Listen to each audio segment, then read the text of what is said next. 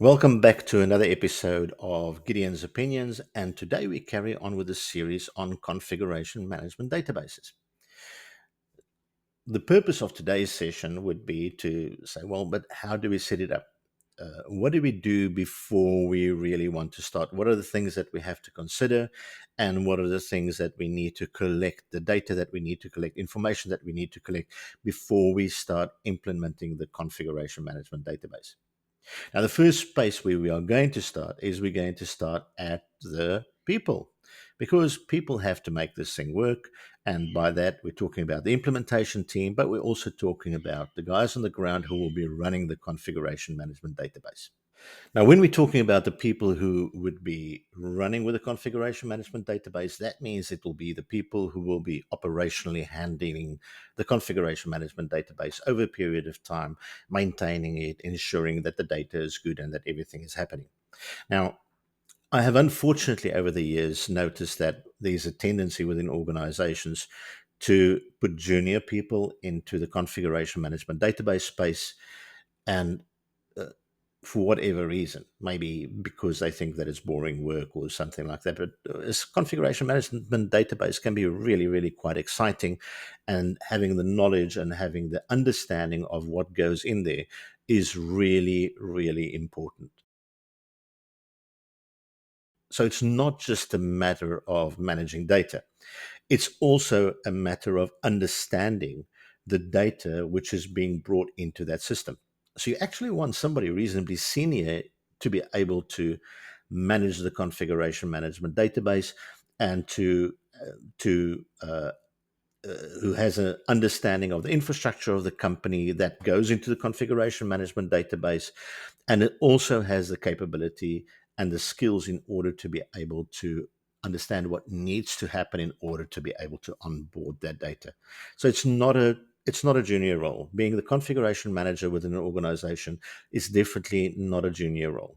If you want to do a disservice to your organization, then go with junior people within your organization because they will not be able to get the value out of the platform that they need.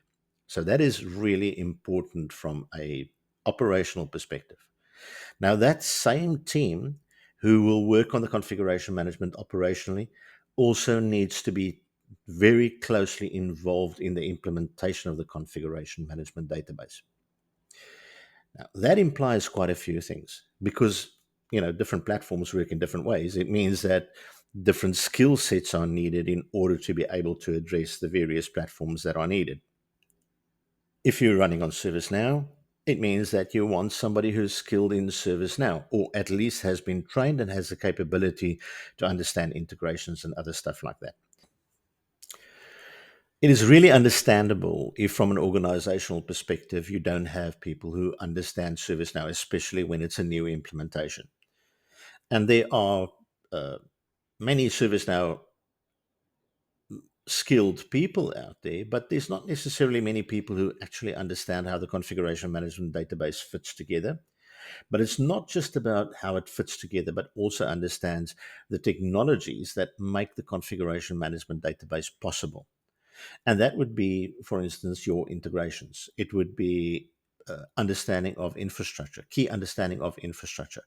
It would be how relationships are built for an application. So if you're looking for ServiceNow skills from a third party, you can just as well find the people who are able and have the skill set to build CMDBs and can demonstrate that from their past history.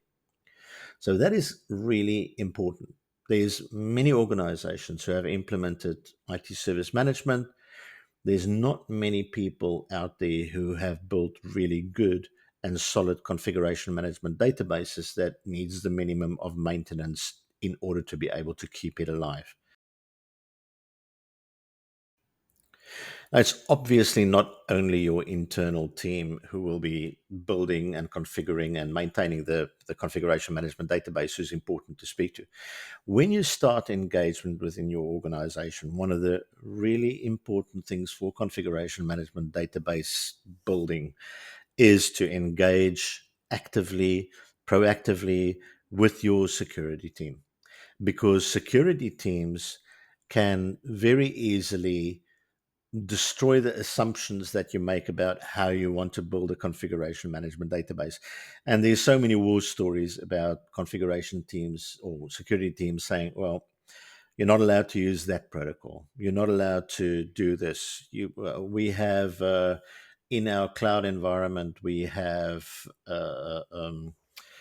security settings that you're not allowed to do X, Y, Z with. So very important right from the beginning is when you do workshops to engage with the security team and work out what are the areas which are no-go areas, because your configuration management database will only be as good as the information that you can extract from your environment. And if you cannot extract information from your environment easily, it means that you're going to have to plan to do it in a more difficult way. The moment that you have to plan to do it in a more difficult way and you have to use other teams, like for instance, if you have to do uh, um, specific security settings for the Windows environment in order to be able to discover it, you're going to need to plan into your plan for the people who's going to go and build all the profiles and all the other stuff which needs to go onto all your Windows machines within your environment in order to be able to discover it. The next really important tip, especially when it comes to configuration management database and being able to get the data, is to make sure that there is senior manager buy-in. And the reason for that is that without a single exception, every organization where I have ever tried to establish a configuration management database, there was somebody, some department, somebody somewhere who said, no, you don't. And that could be the Linux team who won't allow you to discover the Linux servers.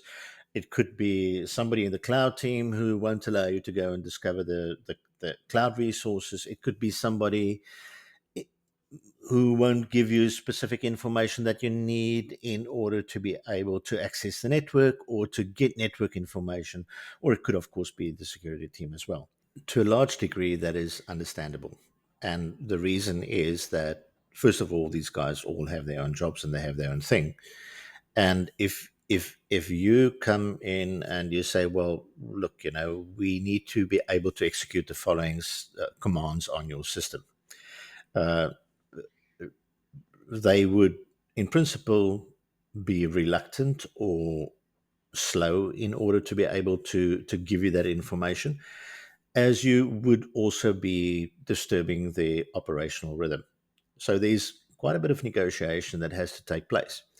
But it's always really, really important to have a path of escalation for when you speak to a department and that department either is not willing to provide you with the information or alternatively uh, is very slow in providing you the information as, I don't know, a form of protest or whatever it might be, that there would be somebody in the organization who can take the decision to say the configuration management database is really important for the operations of IT and therefore assist these guys in a reasonable time, else we are not going to see the value from the configuration management database. Now, this phrase, we are not seeing the value from the configuration management database, I have heard a million times, if not more. Okay, that's a bit hyperbolic that I'm saying that. But I have heard that so many times. And even where we have implemented configuration management databases successfully, where, for instance, discovery or the lack of support for discovering environments uh, has eventually brought senior management to have put down the money for this to the place where they say, but hang on, you keep on telling me that XYZ is not in place. And that because of XYZ is not in place, therefore you cannot see the value or the value cannot be realized because it's being held up by this and that and that and that. Now, I thought that you guys will actually come and sort out these things as part of the project. And I think that is really where it goes pear shaped and why configuration management database projects shows a reasonably low level of success, because there's a lot of human interaction that's needed there. There's a lot of convincing that needs to take place. And in some cases, there also needs to be some authority. And there's nobody who's willing to take the authority within the organization to say, guys, this is what you will do because we need it for the enterprise and we need to go and do this. It's not going to happen. So we've determined that we have to speak to the security team before the time. We have to ensure that there is senior management buy-in, and we've established our team. Now, what we'll have to do now is we're going to have to run some workshops. And the purpose of the workshops is to find out from the organization what the constraints are and to communicate what the CMDB would be and what the value would be of the CMDB. And also very important to determine with the teams what the level of engagement there will be with the teams. So, and the teams that you should engage with would be, for instance, your incident management team. It would be some of the lines of business. It would be technical groups and technical organizations who will be affected by for instance, discovery and the collection of data that you need. So you need to be very sure that before you start with those workshops, that you determine what you want to communicate in your workshops and who the audience should be and what data you want from them. So it's not just a matter of saying, well, we're going to do a CMDB and yeah, this is what it's going to look like approximately. No, you actually really have to sit with the teams and go and work it out. Now, we'll go through a few of those aspects that we have to look at. And before we even start thinking about the physical configuration, the pre-configuration of the configuration management database, we're going to have to think about what data do we want to populate it. Now, this is important because the data that we're going to populate it in with would be the data which is available within the environment via various means. And that will depend upon what's critical for you to be able to manage within your configuration management database. Now, typically, the kind of data that you would be looking for, first of all, there would be technical data. And the technical data would be, for instance, what environments do we have? Do we have cloud? Do we have what service do we have? What network infrastructure do we have? And once we have created a reasonably complete list of the information that we do want, then we have to work at how we're going to get that. Now, some of that information, for instance, might be in flat files. It could be something where somebody keeps a spreadsheet. Now, spreadsheets are notoriously bad, and the reason why they're notoriously bad is because it's a very manual process to maintain those. So even if it's something that's living within an existing system, and for instance, serial numbers were not automated, information like that were not automated, it means that the quality of the data that you're going to get out of that is bad. And that I state quite comfortably that there's typically a large volume of bad data in historically collected data.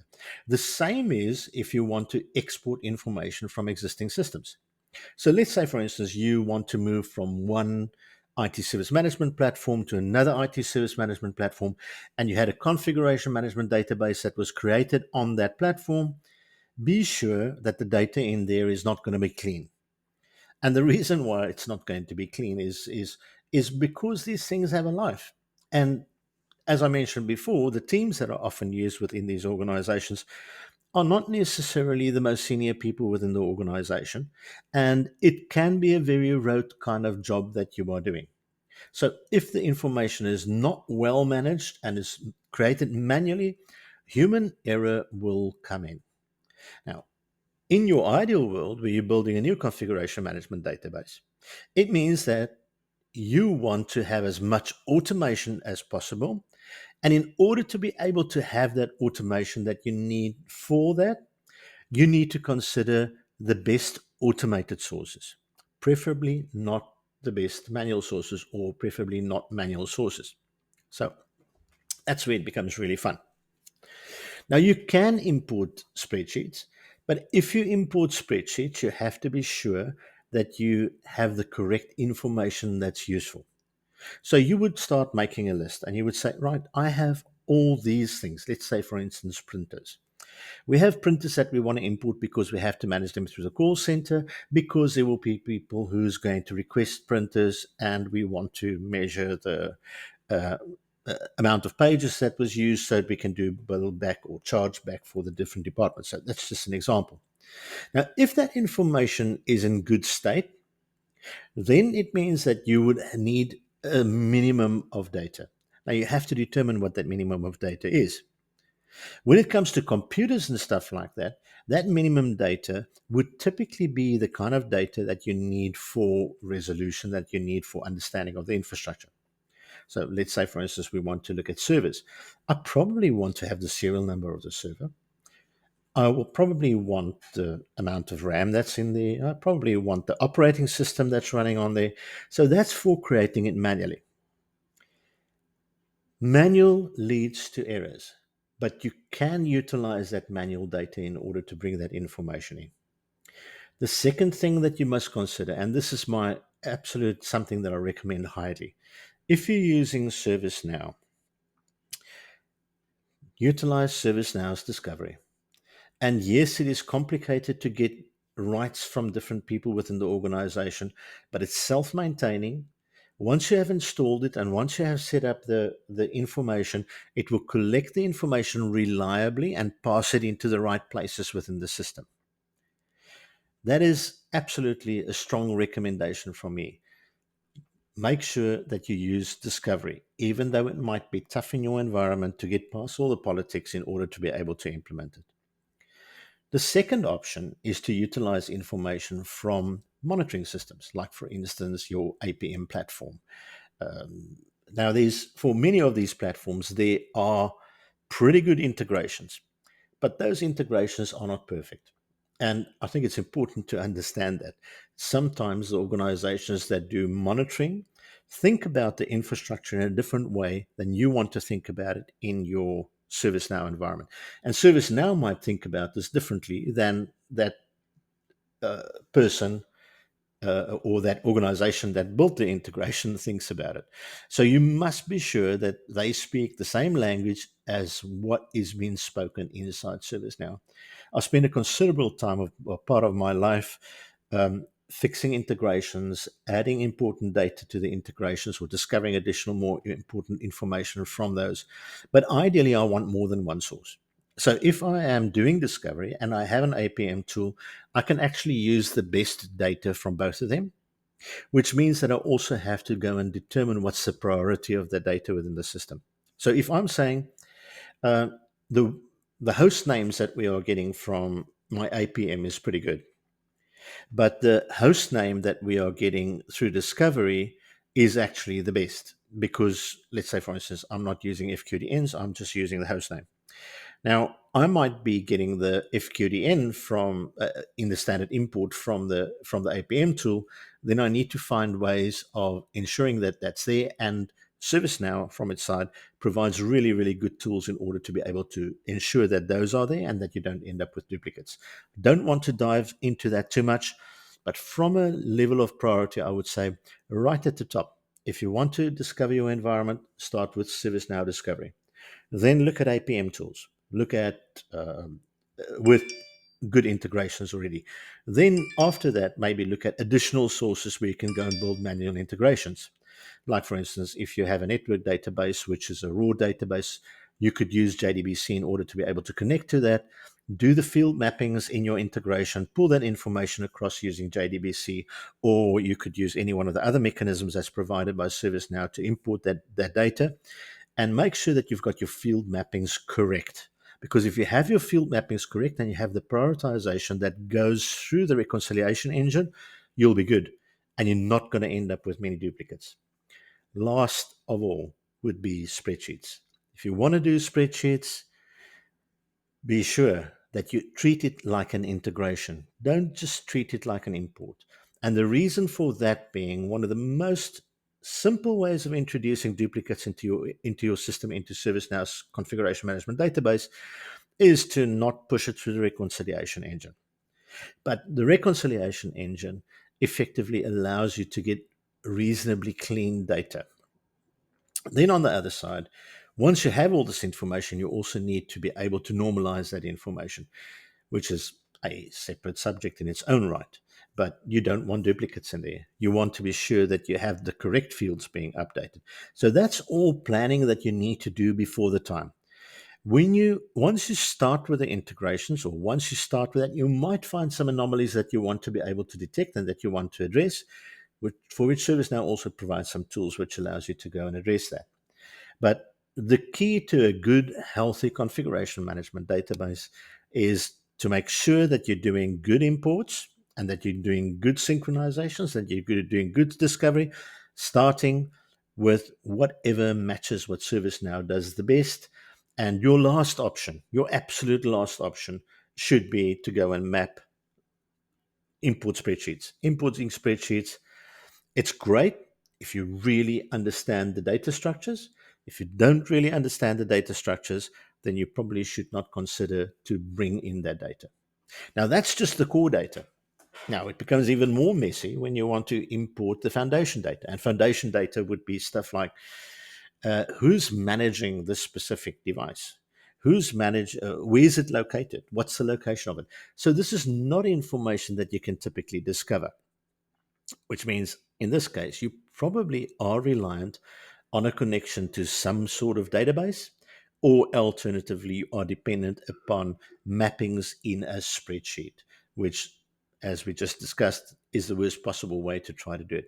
It could also be some stuff that you can get from Active Directory. It could be from any other data source, but make sure that the highest priority goes to the thing that's automated the most. The less it's automated, the more likely it is that you're going to introduce rubbish data into your configuration management database. And then there's a last way that you can actually update your configuration management database, and that is through operational processes. Now, when you design those operational processes, make sure that you actually define specific key information, which is all part of, if you go and do the ServiceNow training, which I'll give you a good idea of, like, for instance, the data source. You still need to define what the data source is so that you can ensure that whatever you're bringing in manually has the lowest probability or the lowest possibility of mixing up the data or messing up the data, and you keep your automated stuff right at the top. So that's about importing into your configuration management database. Well, that's it from me for this specific episode. I hope that I will have more time, but I have to get off to the gym and carry on with my life. And in the next episode, I want to go more hands-on, and I want to look at some of these things like the reconciliation engine and other stuff. So it'll be on a ServiceNow instance where we will then go and mess around and go and have a look at what we want to do now that we have the basics of what we want to do before we start building. So see you next time. I hope you found that useful and informative. Please support me. Subscribe to the channel, pop me an email to my email address, gideon@gideonvansale.co.za, or go and look me up on LinkedIn, and let's have a chat if there's anything more you want to know. Thanks. Cheers. Bye.